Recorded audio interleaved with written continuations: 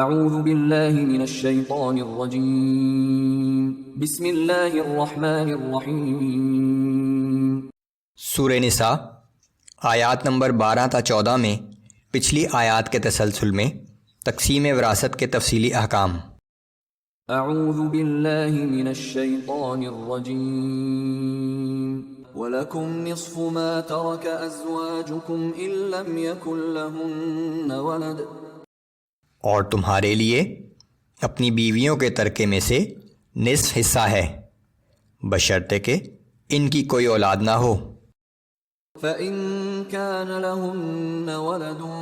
فَلَكُمُ الرُّبُعُ مِمَّا تَرَكْنَ مِن بَعْدِ وَصِيَّةٍ يُوصِينَ بِهَا أَوْ دَيْنٍ، پھر اگر ان کی کوئی اولاد ہو تو تمہارے لیے ان کے ترکے کا چوتھائی حصہ ہے، یہ بھی اس وصیت کو جو انہوں نے کی ہو پورا کرنے کے بعد، اور اگر قرض ہو تو اس کی ادائیگی کے بعد ملے گا۔ وَلَهُنَّ الرُّبُعُ مِمَّا تَرَكْتُمْ إِن لَّمْ يَكُن لَّكُمْ وَلَدٌ، اور تمہاری بیویوں کا تمہارے چھوڑے ہوئے مال میں سے چوتھا حصہ ہے بشرطے کہ تمہاری کوئی اولاد نہ ہو۔ فَإِن كَانَ لَكُمْ وَلَدٌ فَلَهُنَّ الثُّمُنُ مِمَّا تَرَكْتُمْ مِن بَعْدِ وَصِيَّةٍ تُوصُونَ بِهَا أَوْ دَيْنٍ، لیکن اگر تمہاری کوئی اولاد ہو تو ان عورتوں کے لیے تمہارے ترکے میں سے 8واں حصہ ہے، یہ حصہ تمہاری اس وصیت کو جو تم نے کی ہو پوری کرنے، اور اگر تمہارے ذمہ کچھ قرض ہو تو اس کی ادائیگی کے بعد ملے گا۔ وَإِن كَانَ رَجُلٌ يُورَثُ كَلَالَةً أَوْ امْرَأَةٌ وَلَهُ أَخٌ أَوْ أُخْتٌ فَلِكُلِّ وَاحِدٍ مِّنْهُمَا السُّدُسُ، اور اگر کوئی صاحب میراث میت ایسی ہو کہ نہ اس کے والدین ہوں اور نہ کوئی اولاد ہو، اور اس میت کا ایک بھائی یا ایک بہن ہو تو ان دونوں میں سے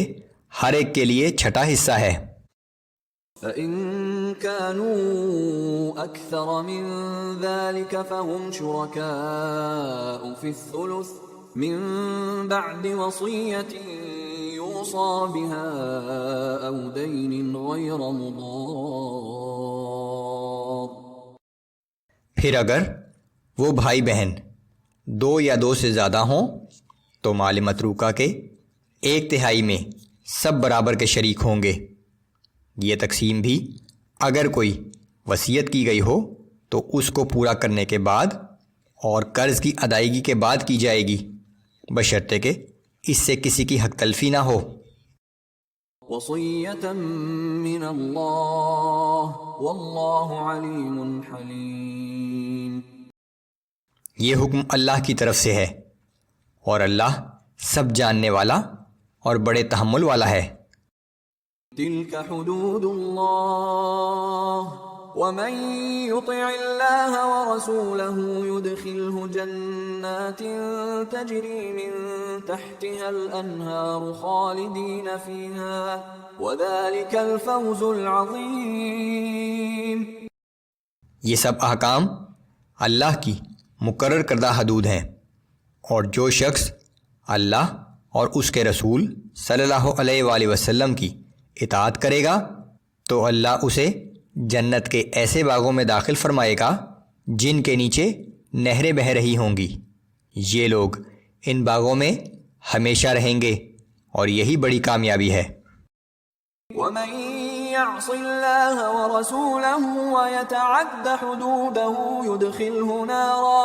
يُدْخِلْهُ نَارًا خَالِدًا فِيهَا وَلَهُ عَذَابٌ مُّهِينٌ، اور جو شخص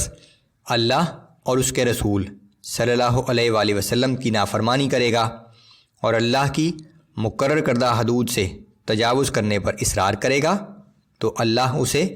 جہنم کی آگ میں داخل کرے گا جس میں وہ ہمیشہ رہے گا،